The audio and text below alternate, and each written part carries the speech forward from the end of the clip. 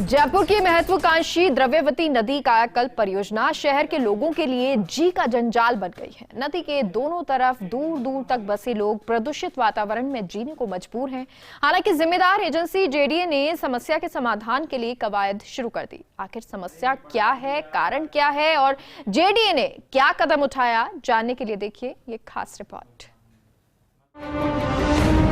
द्रव्यवती नदी कायाकल्प परियोजना का काम पिछली भाजपा सरकार के समय शुरू किया गया है। करीब 1676 करोड़ रुपए की लागत के इस काम की जिम्मेदारी टाटा प्रोजेक्ट लिमिटेड और शंघाई अर्बन कंस्ट्रक्शन ग्रुप के कंसोर्टियम को दी गई थी। इसके तहत नाहरगढ़ की पहाड़ियों के आगे से ढूंढ नदी तक 47 किलोमीटर लंबाई में बहने वाली द्रव्यवती नदी का कायाकल्प किया जाना था। इस परियोजना का काम 10 अक्टूबर 2018 में पूरा होना था, लेकिन अब तक ना तो पूरी लंबाई में बहाव क्षेत्र संरक्षित हो पाया है और ना ही नदी में पूरा साफ पानी बह रहा है। उल्टा पिछले महीने भर से तो हालात और भी विकट हो गए हैं। अनुबंधित कंसोर्टियम ने परियोजना के रखरखाव का काम महीने भर से बंद कर रखा है। कंसोर्टियम की मांग है कि बिजली के बिल के पेटे 55 करोड़ रुपए दिए जाएं। रखरखाव के मद में बकाया 65 करोड़ रुपए का भुगतान जेडीए जल्द करे। रखरखाव का काम बंद होने से परियोजना में लगे 5 सीवरेज ट्रीटमेंट प्लांट बंद हैं। रोजाना 1700 लाख लीटर सीवरेज पानी का ट्रीटमेंट करने की इन प्लांट्स की क्षमता है। इन प्लांट्स के माध्यम से सीवरेज के पानी को ट्रीट कर नदी में छोड़ा जाता है, लेकिन प्लांट्स बंद होने से सीवरेज का पानी बिना ट्रीटमेंट के सीधे नदी में जा रहा है। दरअसल द्रव्यवती नदी के दोनों तरफ दूर दूर तक घनी आबादी बसी हुई है।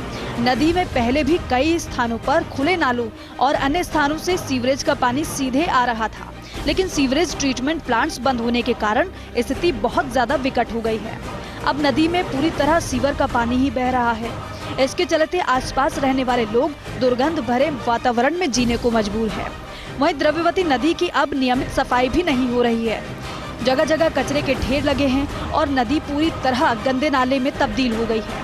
इन हालातों के चलते मच्छर जनित बीमारी फैलने की आशंका पैदा हो गई है। दरअसल भुगतान को लेकर जेडीए और कंसोर्टियम के पीछे लंबे समय से विवाद चल रहा है। इस विवाद को सुलझाने के लिए जेडीए ने राज्य के महाधिवक्ता महेंद्र सिंह सिंघवी से विधिक राय मांगी है। परियोजना के जिस हिस्से में अनुबंधित कंसोर्टियम की वजह से काम अधूरा है, अदालती मामलों या जिम्मेदार एजेंसियों की कमी की वजह से जिन हिस्सों में काम अधूरा है, उन हिस्सों को छोड़कर शेष परियोजना के रखरखाव का क्या भुगतान किया जा सकता है। 1 जून 2022 से रखरखाव के पेटे बकाया राशि का भुगतान क्या जेडीए कर सकता है। परियोजना में लगे 5 सीवरेज ट्रीटमेंट प्लांट्स, विभिन्न स्थानों पर लगी लाइटों और अन्य मशीनरी के बिजली के बिल का भुगतान क्या किया जा सकता है। नाहरगढ़ की पहाड़ियों से लेकर ढूंढ नदी तक करीब 47 किलोमीटर लंबाई में बहने वाली इस द्रव्यवती नदी के दोनों तरफ सैकड़ों की तादाद में कॉलोनियां बसी हुई हैं। बिना ट्रीटमेंट के सीवर का पानी नदी में बहने के कारण यहां के लोगों का जीना मुहाल हो गया है। उम्मीद की जानी चाहिए कि महाधिवक्ता मामले में जल्द विधिक राय जेडीए को देंगे और इस समस्या का जल्द समाधान हो सकेगा। कैमरा पर्सन विजय के साथ अभिषेक श्रीवास्तव, फर्स्ट इंडिया न्यूज, जयपुर।